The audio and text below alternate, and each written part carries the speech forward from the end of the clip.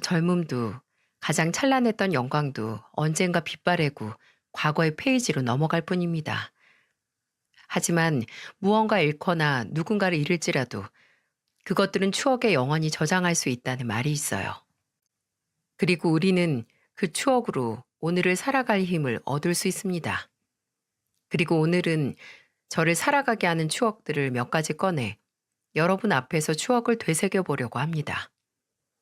제 기억 속 당장이라도 입 밖으로 쿵쾅거리는 심장이 튀어나올 정도로 긴장을 했던 순간, 더 생각해 볼 필요도 없이 결혼 허락을 받기 위해 처음으로 아내의 부모님을 만나는 날일 거예요. 그 당시 저는 25살, 새파랗게 어린 나이였고 뭐 하나 내세울 것 없이 초라했죠. 아내와 저는 대학교 동기가 주선한 소개팅으로 만나게 됐는데 아내는 졸업 후 갓 취업을 한 상태였고 저는 마지막 학기를 앞두고 있었습니다. 솔직히 그때는 저희 둘에게 결혼은 그저 먼 이야기일 뿐이었어요. 근데 마치 운명이 너희는 두말할 것도 없이 짝이라고 하는 것 같은 소식이 들려왔습니다. 아내와 1년 정도 연애를 했을 때였죠. 아내가 임신을 한 거예요. 처음 아내에게서 그 얘기를 들었을 때 머릿속이 하얘지더군요. 당장 제 처지를 돌아보게 됐고 아직 취업준비생인 제가 어떻게 아내와 태어날 아기를 책임질 수 있을지 까마득하기만 해서 두려움까지 느꼈습니다. 근데 그때 눈앞에 아내의 손이 들어왔어요. 아내는 덤덤하게 말하고 있었지만 무릎 위에 올려둔 손이 조금 떨리고 있더라고요. 아, 지금 내가 뭐 하는 거지? 누구보다 무섭고 두려운 건 내가 아니라 이 사람일 텐데 저 자신이 진짜 한심했습니다. 저는 아내에게 말했어요. 너만 괜찮다면 나는 결혼해서 그 아이를 지키고 싶다고. 물론 아직 직업도 없고 능력도 없는 내가 못 믿었겠지만 기다려준다면 너와 이제 태어날 아이에게 부끄럽지 않은 남편 그리고 아빠가 되어 보이게 했다고 무릎을 꿇고 거의 구걸하다시피 프로포즈를 했습니다. 참 멋대가리 하나 없었죠. 꽃다발도 반지도 없이 당시 제가 서울에서 자취하던 원룸에서 했으니까요. 하지만 아내에게는 꽃다발도 반지도 필요 없었나 봅니다. 바들바들 떨면서 전한 제 진심이 아내에게 전달이 된 건지 아내는 저를 믿는다고 그리고 우리를 믿는다고 그렇게 말했어요. 아내는 제 프로포즈를 받아주었지만 마냥 기뻐할 수 없었습니다. 더 큰 산이 저를 기다리고 있었으니까요. 저희 부모님은 제게 아내의 집에 인사드리러 가서 그저 죽은 척 넙죽 빌라고 하셨어요. 때리면 맞고 욕하면 들으라고 지금 네가 할 수 있는 일은 그것뿐이라고 하시면서 싹싹 빌라고 하셨죠. 저도 같은 생각이었습니다. 손 안에 땀이 차고 우왕청심환을 새 알을 털어 넣었어도 머릿속이 뒤죽박죽 제정신이 아니었죠. 손에 어디 유명한 곳에서 주문해서 받은 약과랑 꽃다발이랑 그리고 정종 한 병과 홍삼을 바리바리 들고 갔어요. 저는 마음에 들지 않으시겠지만 이 선물 중 하나는 마음에 들어 하셨으면 하는 마음으로 갔습니다. 아내가 이러다 오늘 구급차 부를 수도 있겠다라는 말을 할 정도로 저는 잔뜩 굳은 채 장인어른과 장모님 댁으로 갔고 다행히 제가 구급차에 실려갈 일은 일어나지 않았네요. 아니, 정반대였습니다. 저는 꽃가마를 타고 나오는 기분이었어요. 장인어른과 장모님께서는 저를 백년 손님처럼 맞이해 주셨거든요. 어머, 뭐 이렇게 많이 들고 왔어요. 아주 짐이 한 꾸러미네. 들어와요, 들어와. 오늘은 와서 그냥 식사만 하고 가도 되는데. 장모님은 제 손에 들린 선물에는 관심이 없으셨어요. 그저 초롱초롱하게 빛나는 눈으로 제 얼굴을 다정하게 바라보셨죠. 들고 있던 선물들은 무겁지? 라고 하시면서 현관 앞에 두게 하시고 저를 끌고 음식이 그득그득 채우고 있는 식탁 앞으로 가서 앉히셨어요. 그리고 일단 배부터 채우자고 하셨죠. 근데 아무리 장모님께서 제게 친절하게 하신다고 해도 꽁꽁 묶인 제가 긴장이 곧바로 풀리지 않았습니다. 저는 밥을 코로 먹을 수밖에 없었어요. 입은 따로 할 일이 있었거든요. 아직 결과는 안 나왔지만 최소한 차석으로 졸업할 수 있을 것 같습니다. 그럼 아무래도 이력서에 한 줄 더 남길 게 생기고 또 지금 자격증 준비하는 것도 2개 더 있습니다. 그리고 1월에 인턴 면접 볼 곳 3곳 지원해 둔 상태고요. 큰 문제만 없다면 서류 전형은 무리 없이 이렇게 쉴 새 없이 제가 그냥 백수가 아니라고 곧 취직을 해서 따님을 데리고 살 수 있는 사람이 되겠다는 걸 어필해야 했습니다. 장인어른과 장모님은 아내 임신 사실과 제가 아직 취업 준비를 하고 있다는 걸 알고 계셨기에 제가 절박하지 않을 수 없었고요. 솔직히 굉장히 절박해 보였을 거예요. 아내가 보기에도 제가 뭐에 쫓기는 것처럼 말해서 계속 제 무릎을 툭툭 쳤거든요. 근데 저는 그걸 신경 쓸 여유도 없었죠. 근데 그때 장인어른이 너털하게 웃음을 터뜨리시면서 이렇게 말씀하시는 거예요. 정서방, 숨 좀 쉬어, 숨 좀. 아주 보는 내가 숨이 넘어가겠네. 그리고 제 앞에 물잔을 쓱 밀어주셨습니다. 저는 홀린 것처럼 주시는 물을 마시고 후 하고 숨을 내뱉었죠. 자네가 내 딸하고 결혼할 자격 안 되면 오늘 집으로 부르지도 않았네. 그리고 오늘 실제로 얼굴 보니까 나하고 집사람 선택이 틀린 것 같지도 않어. 그러니까 긴장 풀게. 자네 나중에 면접 볼 때도 이리 긴장해서 들어갈 텐가? 면접을 잘 봐야 우리 딸 고생 안 시키면서 살 거 아닌가? 저를 사위로 가족으로 받아들일 준비가 되어 있다는 장인어른의 말에 속이 울렁거렸어요. 저는 제가 먹은 청심환이 잘못됐다고 생각을 했습니다. 근데 지금 생각해보면 장인어른의 그 말이 제게 너무 큰 안심이었고 또 과분할 정도로 감사했기에 그랬던 것 같아요. 자네나 우리 혜련이 나이에 가정을 책임질 준비가 다 안 돼 있는 건 당연한 거야. 그것보다 앞으로 책임질 준비를 할 의지와 마음이 있는 게 그게 중요한 거지. 나는 그게 자네한테 보여. 그러니까 지금은 아무 생각 말고 자네가 우리 혜련이 그리고 앞으로 태어날 우리 손주 그리고 자네 자신을 책임질 준비에 전념하게. 알겠나? 저와 아내는 양가의 응원과 축복 그리고 경제적인 도움을 받아서 결혼을 했고 작은 아파트를 전세로 마련할 수 있었습니다. 아내는 그때 저희 집안의 가장으로서 열심히 회사에 다니면서 곧 엄마가 될 준비를 했고 저는 그 어느 때보다 절박하게 취업 준비에 매진했어요. 저를 받아줄 곳이라면 어디든 갈 마음이 충만했는데 아내는 멀리 보라고 앞으로 5년 이상은 다닐 곳을 생각하라고 하더군요. 아내는 참 오래전부터 제 인생의 올바른 길잡이 역할을 해주었어요. 씁쓸했던 건 제가 그 방향을 따라 처음에는 잘 따라가지 못했던 거예요. 원서 10곳을 넣으면 10곳이 떨어지고 추가로 5곳을 더 넣으면 5곳 더 떨어지는 일상이 반복됐어요. 물론 제 능력 부족이라는 생각에 괴로웠지만 저를 응원해주는 가족들에게 미안하고 면목 없어서 저는 괴로웠습니다. 특히 장인어른은 못난 저를 참 여러모로 응원해 주셨거든요. 하루는 제게 문자로 주소 하나를 보내시는 거예요. 장인어른, 이게 어디예요? 아, 주소 받았지? 지금 나와서 거기로 와. 자네 집에서 멀지 않을 게야. 다짜고짜 보내주신 주소로 오라고 해서 급하게 추리닝 차림으로 간 곳은 오래된 양복점이었어요. 저는 그날 양복점이라는 곳을 처음 가봤네요. 아, 신 선생, 여기 내 사위. 그 회사 면접 보러 다니는데 자네가 아주 면접에 착 붙을 만한 양복 하나 맞춰줘. 면접관들이 보자마자 아, 우리가 찾던 인재다 할 정도로 아주 멀끔하게. 장인어른은 제게 첫 맞춤 양복을 해주셨어요. 제가 어색하고 거의 황송할 지경에 몸둘 바를 몰랐는데 장인어른은 제 어깨와 등을 탁탁 치시면서 아, 어깨 펴. 제대로 치수를 재야 양복이 잘 나오지. 이제 보니 자네 등치가 아주 좋네. 어깨를 이리 말고 다니니까 몸집이 작아 보이는 거야. 이렇게 쫙 펴봐. 사내 자식 가슴이 이리 굽어 있으면 되겠어? 라고 말씀하셨죠. 양복 다음에는 구두였고 심지어 장인어른께서 다니는 이발소 명함도 주시더라고요. 시간 나면 머리도 다듬으라고 하시면서요. 비용은 이미 지불했으니 걱정 말라는 말도 덧붙이셨고요.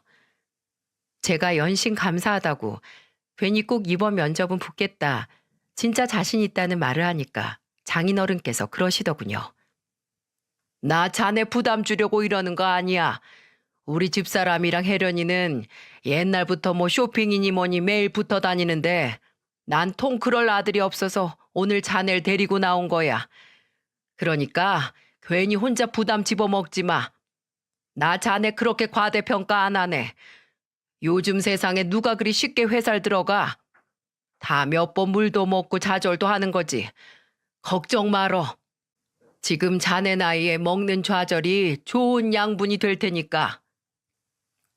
장인어른은 제게 값진 가르침을 주셨지만 제가 그릇이 작아서 시간이 좀 지나고 면접이 하나둘 떨어질 때마다 타격감이 장난이 아니더라고요.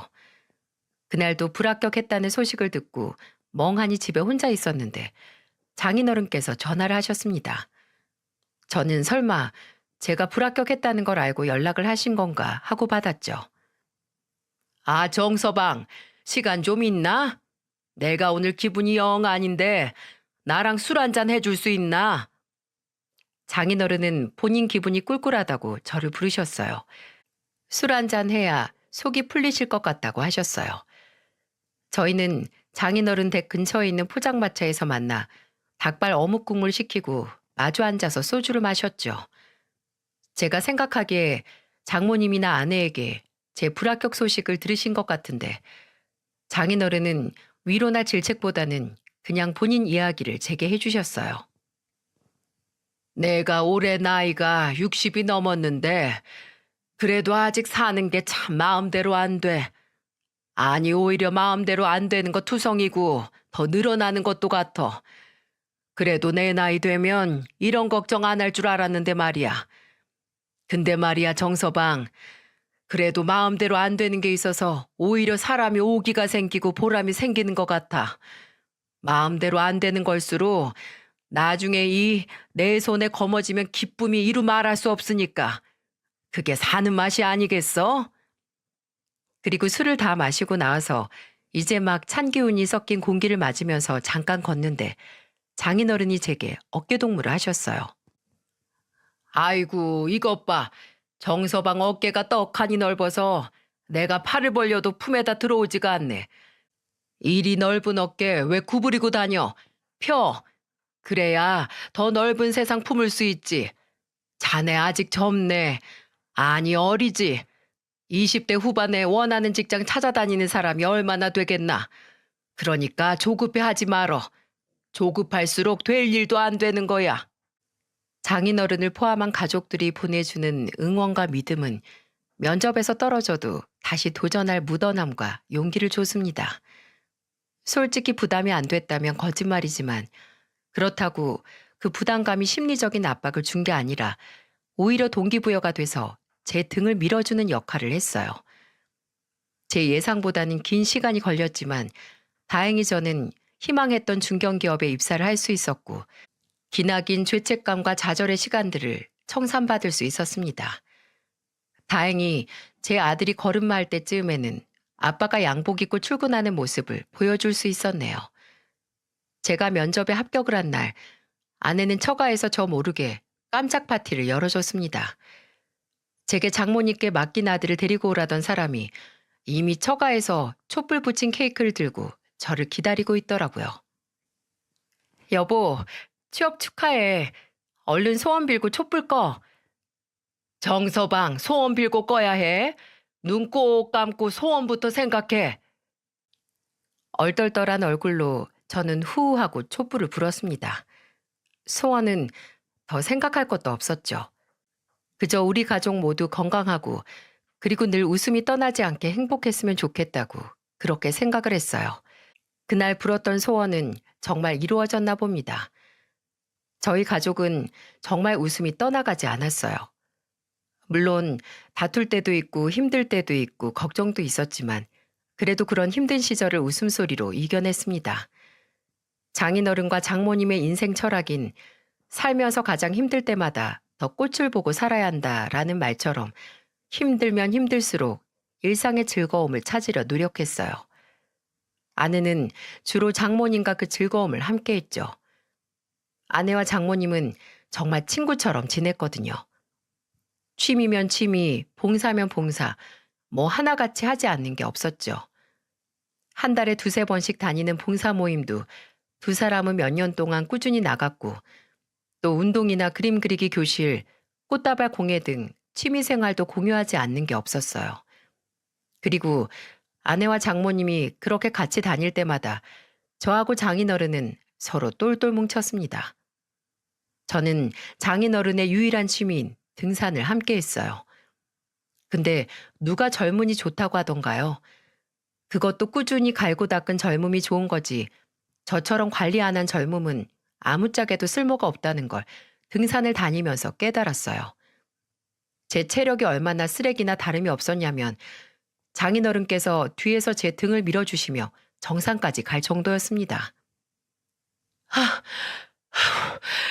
장인어른, 그냥 먼저 가세요. 저 조금만 쉬고 금방 따라갈게요. 됐어, 이 사람아. 조금만 쉬는 게 아니라 아주 여기서 자빠져 잘 것 같은데 엉덩이 바닥에 붙이지 말고 일어나. 지금 쉬면 다시 못 올라가. 아니에요. 저 진짜 조금만 쉬면 갈 수 있을 것 같아요. 그러니까 저 버리고 가세요. 버릴 거면 진즉 산 입구에 버리고 왔어. 그 앞 식당에서 밥이나 먹고 있으라고. 나 오늘 자네 정상 올라가는 거 도와주러 온 거나 다름없으니까 어서 일어나. 진짜 숨이 턱까지 차오르고 눈앞이 노랗게 뜨는 것 같아도 장인어른이 저를 일으켜 주시고 뒤에서 밀어주시면 어떻게 됐든 정상까지 도달할 수 있었습니다. 이렇게 사서 고생을 하는데도 제가 장인어른과의 등산을 끊지 못했던 이유는 그냥 장인어른과 함께하는 시간도 좋았지만 여러모로 배우는 게 많았거든요. 스스로 깨우치는 순간이 많았다고나 할까요? 장인어른이 그냥 스쳐 지나가는 것처럼 하는 얘기들도 이상하게 제 가슴에 남아서 집에 돌아오고 나서 씻고 밥을 먹고 회사에서 일을 하면서 되새기게 되더군요. 정서방, 산고수청이라는 말이 뭔지 아나? 갑자기 저한테 퀴즈 내시는 거예요? 저는 처음 들어봐요. 산은 높을수록 물이 맑고 경치가 좋다는 말이야. 사는 것도 똑같지. 정신이 높은 곳에 올라갈수록 마음이 맑아지고 노는 시야도 탁 트이게 되니까. 그러니까 멀리 가 정서방. 되도록 멀리 높이 가는 게 좋아. 장인어른께서는 참 제게 삶을 살아가는 자세, 마음가짐, 그리고 나 스스로 살면서 풀어가야 하는 물음들을 많이 던져주셨습니다. 저희 부모님께서 저를 낳고 소중하게 길러주셨다면 장인어른은 제가 어른이 된 후에 가르침을 주셨다고 할 수 있겠네요. 장인어른께는 값진 교훈을 얻었고 또 장모님께서는 건강관리에 큰 힘을 써주셨죠. 장모님께서는 아내가 그냥 일상에서 흘려 하는 말을 허투루 듣지 않으셨어요. 특히나 저희 가족의 건강에 관련된 일이라면 아주 날카롭게 집어내셨죠. 하루는 집에 장모님이 미역하고 다시마를 보내신 거예요. 뭐 어디서 얻으셔서 나눠주셨나 보다 했는데 장모님께서는 제게 전화를 하셔서 이렇게 말씀하셨죠. 정서방, 미역하고 다시마 받았지? 그거 자네 먹으라고 보낸 거니까 아침 저녁으로 먹어. 다시마는 그냥 쌈 싸서 먹고 미역은 내가 내일 굴 보낼 테니까 시원하게 미역국 해서 먹어. 혜련이한테 들어보니까 자네 요새 잠을 깊게 못 잔다며. 자매는 그 뭐냐, 알칼리성이 들어간 음식 재료가 좋다고 해서 보냈어. 사람이 무엇보다 잠이 보약인데 잠을 잘 자야 능률도 오르고 피곤하질 않지. 꼭 아침 저녁으로 먹어. 내가 그거 다 먹나 나중에 가서 확인할 거야. 그리고 제가 조금이라도 살이 빠져 보인다, 아니면 얼굴빛이 좀 안 좋다 하면 바로 보약을 지어다가 주셨어요. 저희 부모님도 저한테 보약을 지어주신 적 없는데 정말 지극정성이셨죠. 근데 생각해보면 그 모든 건 그저 저 하나를 위해서가 아니라 제가 책임져야 할 장모님의 딸과 손자들을 생각하셔서 하실 수 있는 일이었던 것 같아요. 제가 건강해야 아내와 제 아들들이 걱정 없이 살 수 있었을 테니까요. 근데 꼭 장모님은 그런 속마음을 내비치지 않으셨습니다. 그래서 아내는 장모님이 딸인 본인보다 사위인 저를 더 아낀다고 질투를 하곤 했어요. 아내가 음식 솜씨는 좋은데 종종 간을 잘못 맞췄거든요. 아내가 좀 짜게 먹기도 했고요. 하루는 장모님께서 집에 놀러 오셔서 아내가 아침에 끓여놓은 돼지 김치찌개를 드시고는 아우 짜! 이게 뭐야? 혜련아, 너 요즘 음식을 이렇게 짜게 하니? 어? 짜요? 난 괜찮던데. 어머 얘 좀 봐. 이게 안 짜다고? 너 이렇게 음식하다간 너도 그렇고 정서방도 그렇고 금방 성인병 와. 조심해. 음식은 자고로 삼삼한 게 최고야. 정서방 저번에 건강검진한 거 보니까 혈압도 높더만. 남편 혈압 높이고 싶으세요? 아우, 알았어요. 하여간 잔소리는. 엄마는 나보다 사이가 더 좋지? 그러니까 딸을 이렇게 음식하는 식물처럼 구박하지. 허이구, 말하는 것 봐. 정서방, 앞으로 국이 짜면 얘 눈치 보면서 맛있다고 다 먹지 말고 그냥 물 부어서 먹어. 자네 지금부터 혈압 관리해야지. 제겐 그 모든 잔소리가 남편인 제가 건강관리를 잘 못하면 나중에 고생하게 될 아내를 걱정해서 하신다는 게 눈에 보였거든요. 근데 아내는 내가 며느리고 당신이 아들 같다고 하면서 툴툴거리곤 했습니다. 근데 분명히 확신할 수 있는 건 장인어른도 그렇고 장모님께서도 외동딸인 아내를 목숨보다도 사랑하셨다는 거예요. 아내가 첫째 아들과 둘째 아들을 출산하는 날 장인어른과 장모님 두 분 다 막 태어난 손자들을 궁금해하시는 게 아니라 바로 혜련인 괜찮니? 하시면서 먼저 딸인 아내부터 찾으셨거든요. 힘없이 누워있는 아내를 이마를 만져주시고 손을 잡아주신 다음에 태어난 손주들을 안아보셨죠. 저는 첫째도 그렇고 둘째를 낳을 때도 변함없는 그 모습에서 장인어른과 장모님의 절절한 자식 사랑을 느낄 수 있었습니다. 그러니 장인어른께서 떠나실 때 얼마나 딸 걱정을 많이 하셨을까 하는 생각을 했어요. 제가 결혼하고 9년 뒤 저희 집에 커다란 비극과 위기가 찾아왔죠. 아마 제가 빈 소원에는 유효기간이 있었나 봅니다. 어느 날 그 어떤 경고도 전조 증상도 없이 장인어른께서 쓰러지셨어요. 뇌경색이었습니다. 같이 계시던 장모님께서 구급차를 불러서 바로 병원으로 가셨고 연락을 받은 저와 아내도 병원으로 갔어요. 장인어른은 얼굴 왼쪽부터 몸통, 다리까지 마비가 오셨지만 다행히 의식은 얼마 안 있어 돌아오셨습니다. 말도 조금씩 하실 수 있었고요. 그렇게 운동도 꾸준히 하시고 술도 안 하시고 담배 끊은 지 30년이 넘었을 정도로 건강관리에 철저하신 장인어른이 한순간에 병원 침대에 누워있는 모습을 보는 게 믿을 수 없었고 가슴이 많이 아팠어요. 하루빨리 장인어른께서 일어나 건강하신 모습을 되찾길 간절히 빌었어요. 금요일 저녁부터 일요일 저녁까지는 제가 병원에 가서 장인어른 곁을 지키면서 간병을 했었습니다. 장인어른의 간병은 몸은 전혀 힘들지 않았지만 제가 우러러보던 장인어른의 약한 모습을 보는 게 정신적으로 많이 힘들었어요. 제게 미안해 하시는 것도 약해진 본인 모습에 씁쓸해 하시는 것도 지켜보고 있으면 저도 모르게 눈물이 나올 것 같아 몇 번이고 입안에서 볼살을 물면서 참았습니다. 장인어른이 병원에 입원해 있는 시간은 2달, 3달이 넘어가고 어느새 5달이 되어 있었어요. 그리고 어느 날 밤 장인어른의 혈당이 40까지 떨어졌다는 말을 들었습니다. 그리고 잠에서 잘 못 깨어나시고 깨도 눈에 초점이 없다는 청천벽력 같은 말을 들어 병원으로 달려갔죠. 장인어른은 혀가 밖으로 살짝 나온 상태로 의식이 거의 없으셨습니다.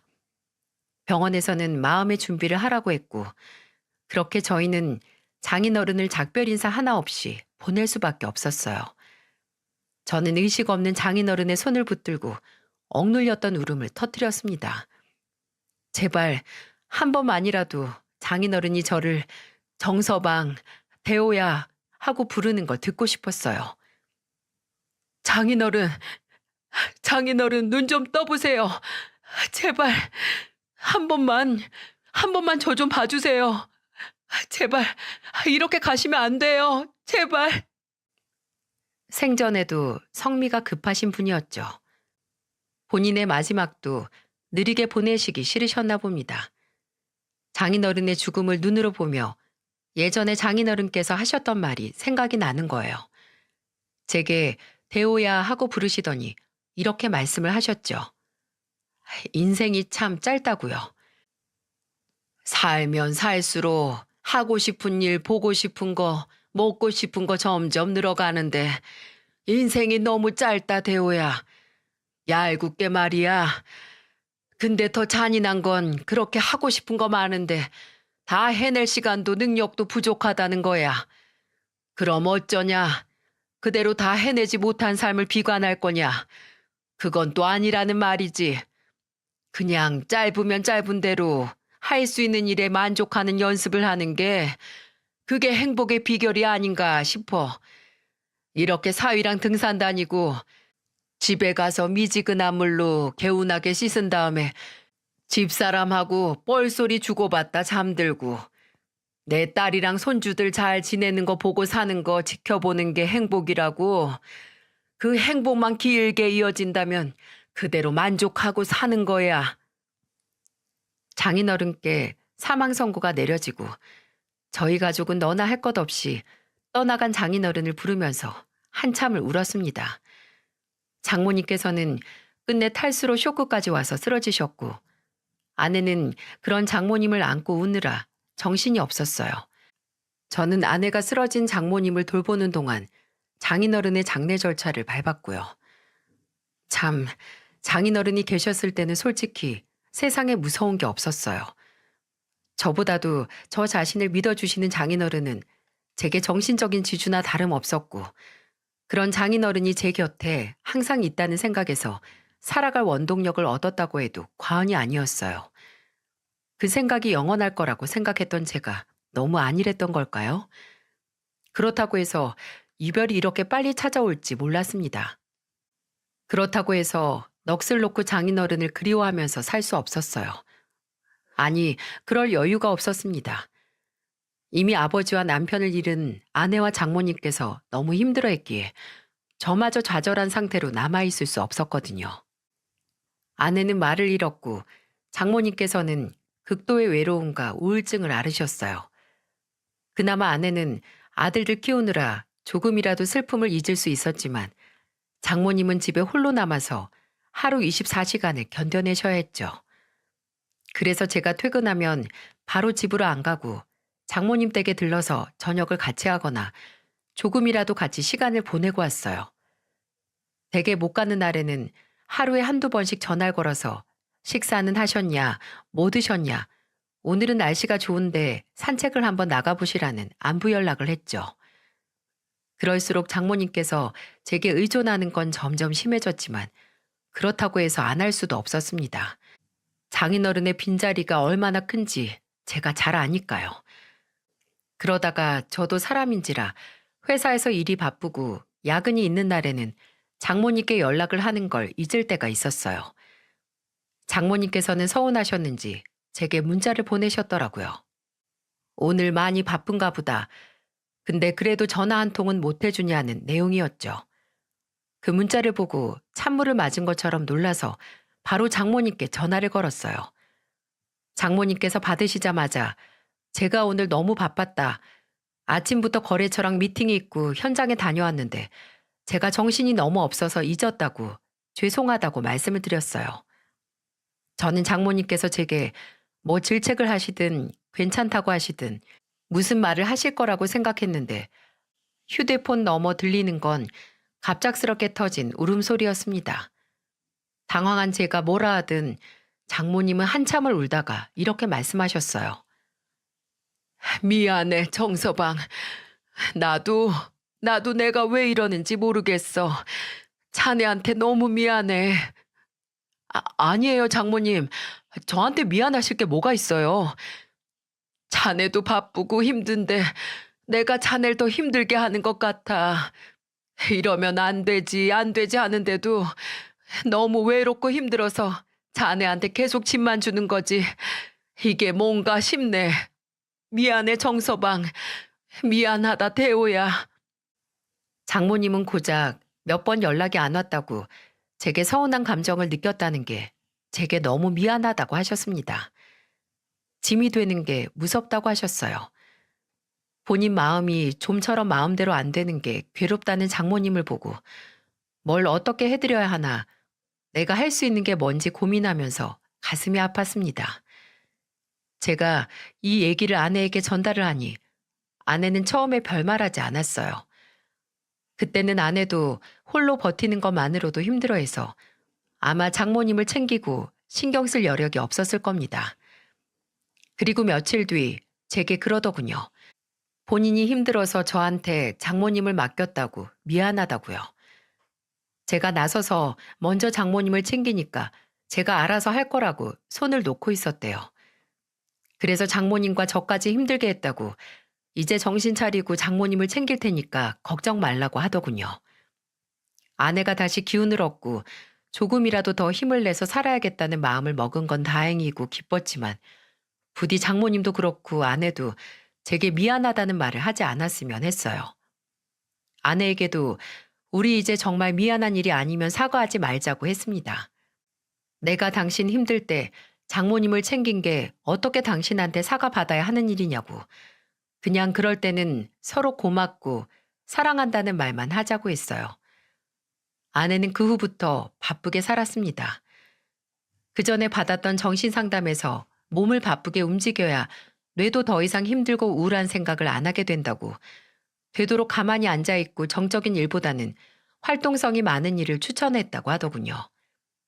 그래서 아내는 장모님과 함께 노래 연습 교실과 에어로빅, 그리고 외국어 교실처럼 이전에는 해보지 않았던 일들을 중심으로 바쁘게 살 수 있는 취미들을 늘려갔어요. 저도 종종 아들들을 데리고 따라가곤 했습니다. 노래 연습 교실에는 몇 번 갔었는데 인정하고 싶진 않지만 제가 노래를 정말 못하거든요. 아니, 저는 그렇게 제 노래가 형편없다고 생각하지 않는데 이상하게 예전부터 제가 마이크를 잡으면 사람들이 고개를 숙이더라고요. 웃느라고 말입니다. 그래서 솔직히 노래 교실에 가는 건 내키지 않았지만 아내가 가족들 단위로도 와서 합창을 한다길래 따라갔었네요. 근데 제 형편없는 노래 실력이 거기서 빛을 발했습니다. 장모님이 제 노래를 듣고 빵 터지시는 거예요. 음정 박자 다 무시한 제 노래에 눈물까지 흘리시며 즐거워하셨습니다. 그때는 음치로 태어난 게 참 다행이라는 생각이 들더라고요. 정말 오랜만에 장모님께서 웃으시는 모습을 보니 말입니다. 참 잘 이겨냈는데 정말 잘 지냈습니다. 장인어른에 대한 그리움은 그대로 남아 있었지만 그 그리움이 단순히 슬픔으로 고여 있는 게 아니라 남은 가족들끼리 장인어른에 대한 기억을 나누고 이야기하면서 유쾌한 즐거움으로 다시 꽃을 피우면서 견뎠어요. 그렇게만 살길 바랐습니다. 더도 말고 더 이상의 슬픔이 제 가족에게 찾아오지 않길. 아니 찾아와도 최대한 늦게 오길 바랐습니다. 그렇게 어렵게 얻은 평화의 유효기간은 단 6년. 6년 뒤 첫째가 중학교 올라가고 둘째가 초등학교 고학년이 됐을 때 다시 저희 가족 앞에 큰 시련이 닥쳤습니다. 아내가 장모님 댁에 갔다가 쓰러졌다는 거예요. 다행히 오래 의식을 잃거나 어디가 다친 건 아니었는데 장모님께서는 예전 장인어른이 쓰러지셨던 게 생각이 나셔서 큰 충격을 받으셨죠. 아내는 아무것도 아닐 거라고 했지만 불안해진 장모님은 당장 가서 건강검진 싹 받자고 뭐든 할 수 있는 건 다 하자고 아내 손을 잡고 병원에 가셨어요. 저도 기회가 왔을 때 검사해야 한다는 장모님 의견에 동의했지만 아내 말처럼 제발 아무것도 아니길 빌고 또 빌었습니다. 근데 케이크에 촛불 꽂아 놓고 빈 소원이 아니라 그런지 하늘은 제 소원을 들어주지 않았어요. 대학병원에 가서 3일 동안 골수 검사를 한 결과 아내는 림프구성 급성 백혈병이었습니다. 중증이었고 당장 치료를 받아야 한다는군요. 장모님은 다시 한번 쇼크로 쓰러지시고 저는 하늘을 원망했습니다. 왜 다시 이런 아픔을 겪게 하는지, 대체 왜 이러는지 묻고 또 물었어요. 아내 또한 처음에는 본인의 병명을 믿지 못했죠. 아닐 거라고, 분명 검사가 이상하게 나온 것 같다고, 제게 다른 병원에 가서 다시 검사를 해보자고 저를 붙들고 말했습니다. 하지만 계속해서 회피할 수 없는 일이었죠. 아내도 저처럼 하늘을 원망하고 울면서 말했어요.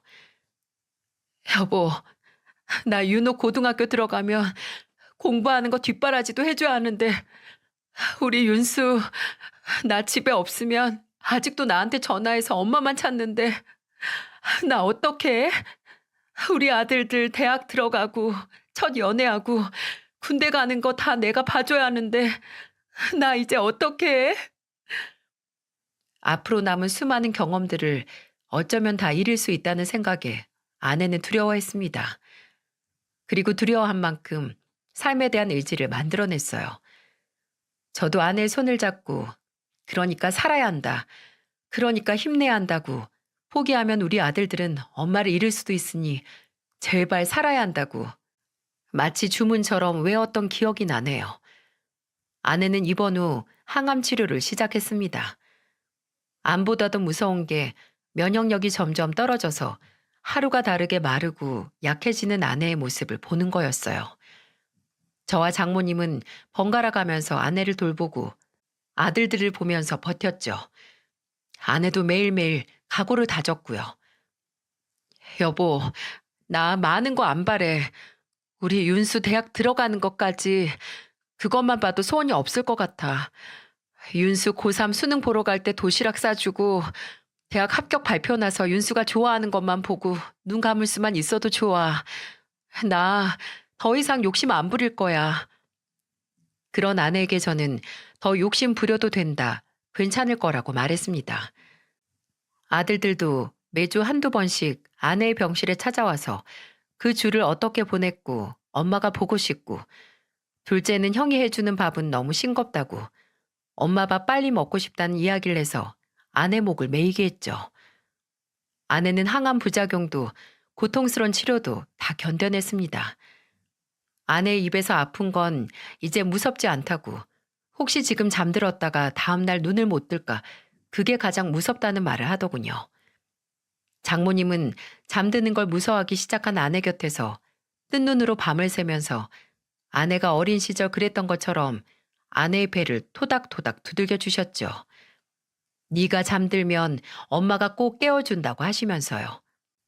아내는 잠에서 깨어나지 못했습니다.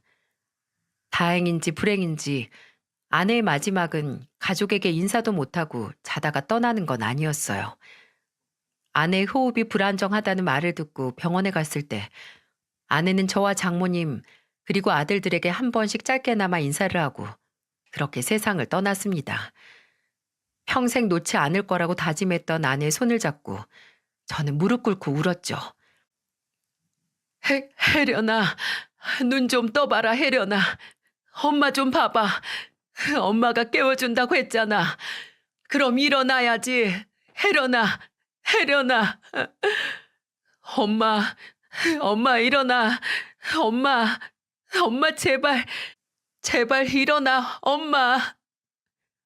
장모님께서 딸의 이름을 부르며 울고 아들들도 엄마를 부르며 울 때 저는 차마 눈 감은 아내를 부를 수 없었어요. 물론 터무니없는 생각이고 또 말도 안 되지만 그 순간 제가 아내를 불러서 만에 하나 아내가 눈을 뜬다면 아내는 그 고통스러운 치료들은 온전히 혼자서 다시 감당을 해야 한다는 생각에 눈물은 나고 아내의 손을 놓을 수도 없었지만 차마 아내를 부를 수 없었어요. 할 수 있는 게 없었습니다.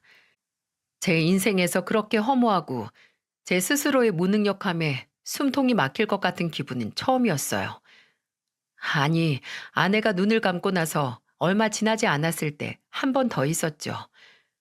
제 자신이 너무나도 한심하고 당장 죽어도 아무 일도 안 일어날 것 같이 쓸모없는 인간이 됐었을 때가요. 아내가 세상을 떠난 뒤 저는 습관이 하나 생겼습니다. 바로 휴대폰으로 아내의 사진이나 동영상을 보면서 소주를 마시며 마치 휴대폰 속 아내가 내 눈앞에 있는 것처럼 생각하며 홀로 대화를 나누는 거예요. 원래 아내가 떠난 후 혼잣말이 늘긴 했었어요. 저 스스로도 놀랄 만큼 모에 홀린 사람처럼 아내에게 말을 걸곤 했죠. 근데 그것도 할 수 없었던 게 둘째가 그런 저를 보면 그렇게 울었어요. 슬프고 짠했겠죠. 아빠가 엄마 죽고 나서 호공에 대고 혼잣말을 하니 얼마나 안쓰러웠겠습니까?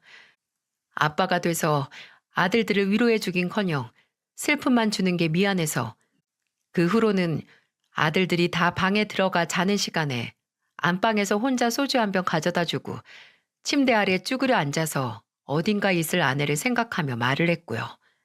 아내 사진을 들여다보고 헛웃음을 터뜨리기도 했죠. 우리 혜련이 진짜 예쁘다. 이거 기억나? 여기가 어디였지? 강원도였나? 당신 강원도 가는 거 좋아했지. 여름에는 안 덥고 겨울에는 눈 많이 와서 좋다고. 나이가 들어도 그렇게 눈만 오면 밖에 나가고 싶다고 그랬잖아. 그랬던 사람이 그렇게 좋아하던 겨울 다 지나서 떠났네. 눈 오는 날 아니라서 섭섭했겠다. 그치? 처음에는 웃으면서 말하다가 술기운이 올라오면 정말 어딘가에서 아내가 나를 보고 있을 수도 있다는 생각에 터져 나오는 감정을 참지 못하고 그대로 다시 눈물을 흘렸습니다. 혜련아, 나, 나 잘하고 있는 걸까? 계속 이렇게 살아도 되는 걸까? 아니, 이렇게 네 생각만 하면서 살 수 있을까? 미안해. 미안해, 혜련아. 난 너무 한심하다. 내 자신이 너무 한심해. 윤호하고 윤수도 있고 장모님도 계신데 지금도 그냥 당장이라도 네 곁으로 가고 싶어. 나 어떻게 일어나? 나 어떻게 살아야 해? 하지만 그 어떤 대답도 들을 수 없었습니다. 들리는 거라곤 제 처량한 울음소리뿐 아내는 제게 대답해 주지 않았어요. 삶의 방향을 잃은 것 같았고 약해질 대로 약해졌습니다. 나 혼자 해낼 수 없다는 불안감에 매일매일이 지옥이었어요. 그렇게 아내가 떠나고 2주 뒤 그런 저를 정신 차리게 만드는 문자 한 통을 받았어요. 그날도 저는 아내 사진을 보고 술을 먹고 있었고 그 문자는 밤 11시가 넘었을 때 왔죠. 보낸 사람은 장모님이었습니다. 장모님께서도 저처럼 아내가 떠난 뒤 많이 힘들어 하셨어요.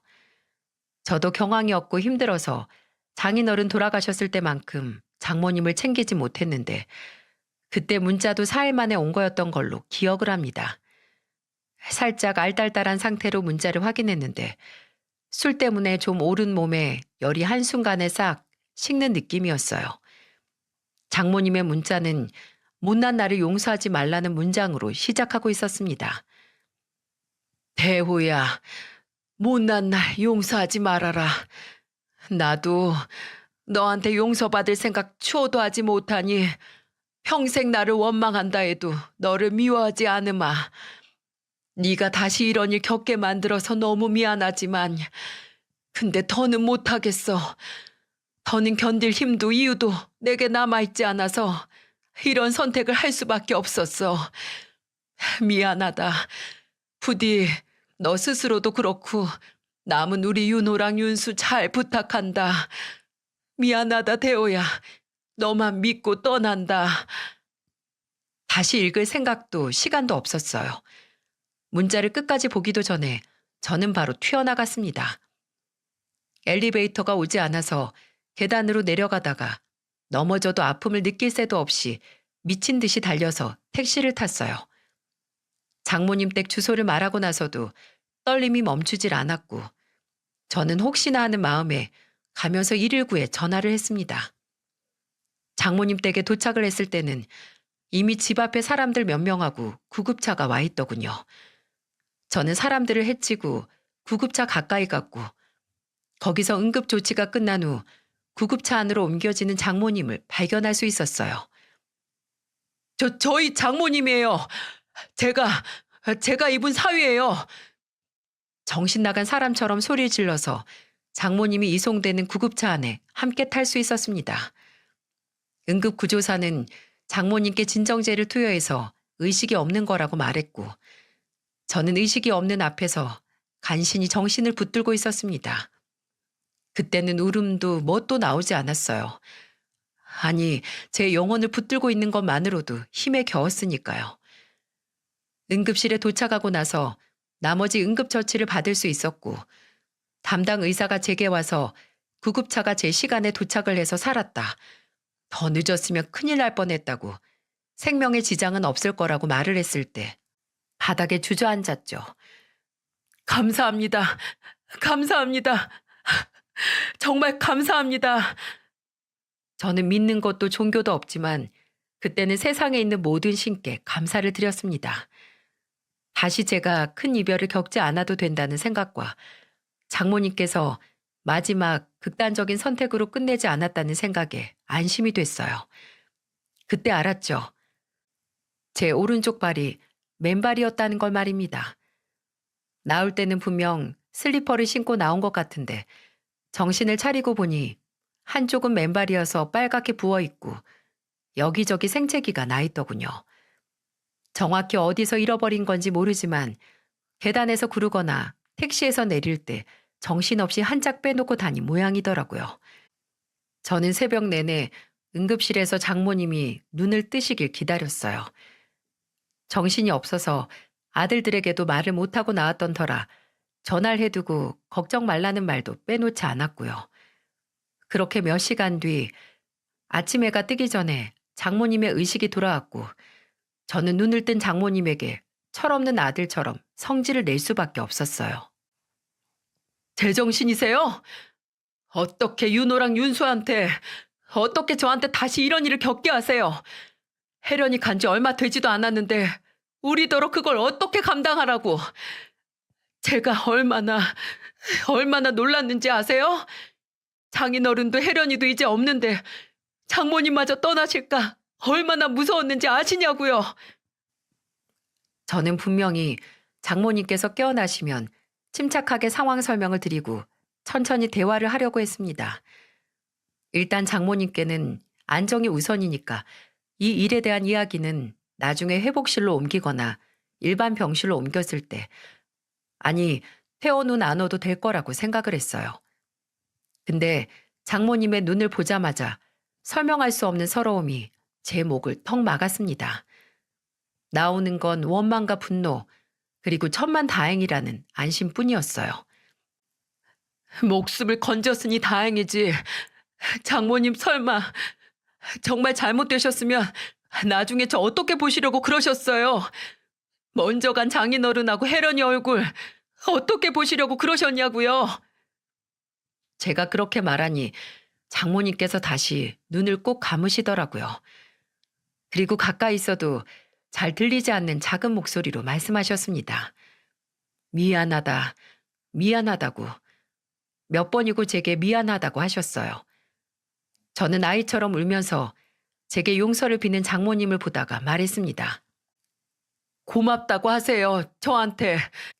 나중에 장인어른하고 혜련이 볼 수 있게 목숨 살려줘서 고맙다고 하시라고요. 미안하다고 하지 마세요.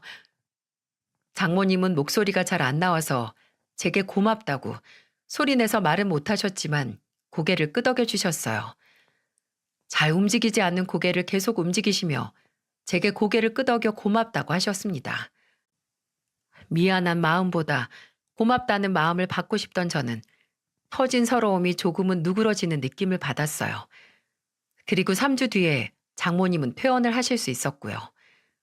장모님께서 퇴원하신 뒤 제가 가장 먼저 한 일은 장모님을 모시고 사는 거였어요. 이미 장모님이 입원해 계실 때부터 마음을 먹고 있었거든요. 쉬운 일이 아니라는 건 알고 있었어요. 근데 세상에 시부모님 모시고 사는 며느리들도 많은데 사위라고 해서 장모님 못 모시고 살 이유는 없잖아요. 물론 장모님을 설득하는데 애를 먹긴 했지만 혜련이가 나중에 저한테 고마워할 거다. 장인어른도 제게 고마워하실 테니 사이가 기 좀 살게 협조해달라. 라는 말을 못 이기는 척 넘어오시더라고요. 아마 장모님도 제가 먼저 같이 살자 말해주길 기다리고 계셨는지도 모르죠. 그 후로부터 저는 장모님과 아들들과 함께 살고 있습니다. 사실 일주일 전에 아내의 기일이었어요. 아내가 떠나고 저희 가족이 보낸 첫 번째 기일이었죠. 그래서 이 사연도 아내의 기일에 맞춰서 보내려고 했는데 제가 이렇게 긴 글을 써보는 게 처음이라서 보내는데 너무 오래 걸렸네요. 그래서 약속했던 기한이 지나고 나서 사연 투부 담당자분께서 전화로 시간이 얼마나 걸려도 좋으니 속에 있는 이야기 다 하시라고 해주셨을 때 참 감사했네요. 그 얘기를 듣고 마음 편하게 정말 하고 싶은 얘기를 다 할 수 있었던 것 같아요. 아내의 기일에 장모님을 모시고 아들들과 아내와 장인어른이 계신 납골당에 다녀왔습니다.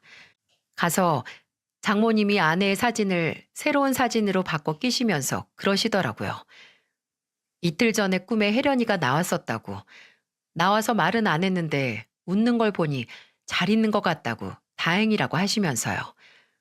그리고 이런 말을 덧붙이셨습니다. 만약 정서방이 내 목숨 안 구해줬으면 혜련이도 웃지 못했겠지. 내가 너무 모자랐어.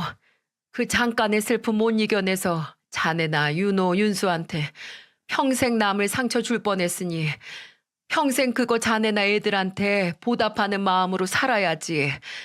그래야 나중에 남편하고 우리 혜련이 보고 웃을 수 있지. 제게 마음에 빚이 남은 것처럼 장모님은 그 후로 저와 같이 열심히 살고 계세요. 아빠인 저 대신 손자들 뒷바라지를 해주셔서 제가 마음 놓고 걱정 없이 회사 생활을 할 수 있게 해주셨죠. 저도 매번 제게 괜찮을 거다. 아들들에게도 괜찮다. 다 괜찮아질 거다. 걱정 마라. 또 장모님께도 그렇게 뭐든 괜찮다고 했는데 정작 저 자신도 이렇게 괜찮은 순간이 올지 몰랐습니다. 물론 지금도 힘들고 순간순간 갑자기 숨통이 조여올 때가 있어요. 그리움 때문인지 아니면 슬픔의 무게가 저를 누르는 건지 알 수 없지만 근데 그래도 어찌 사라지긴 하네요. 옆에 있는 가족들 덕분인지 아니면 제게 남은 아내와 장인어른에 대한 기억 때문인지 모르겠지만 어쨌든 가족으로 인해 제게 주어진 힘으로 오늘도 살아내고 있습니다. 저희 장인어른의 말씀대로 인생은 참 짧습니다. 슬픔으로만 살기에는 너무나 짧고 값진 시간입니다. 그러니 슬픔보다는 즐겁고 행복했던 기억으로 살아가는 힘을 얻으면서 사는 게 삶을 더욱 찬란하게 보내는 방법 중 하나가 아닌가 싶습니다. 저는 오늘도 사랑하고 사랑했던 떠난 가족들에 대한 기억으로 남은 가족들과 살아가고 있습니다. 제 사연을 들어주신 여러분께서도 가족이 내게 주는 힘이 얼마나 대단한지 다시 한번 생각해 보시면 좋겠습니다. 평소에는 당연하게 생각했던 것들이 내게 얼마나 힘을 줬는지 생각해 본다면 하루하루가 너무나 소중하게 느껴질 테니 말입니다. 이야기를 들어주셔서 감사합니다. 부디 저희 가족에게 응원을 보내주시고 제가 이 사연으로 여러분께 보내는 응원 받으시고 힘내시길 바랍니다.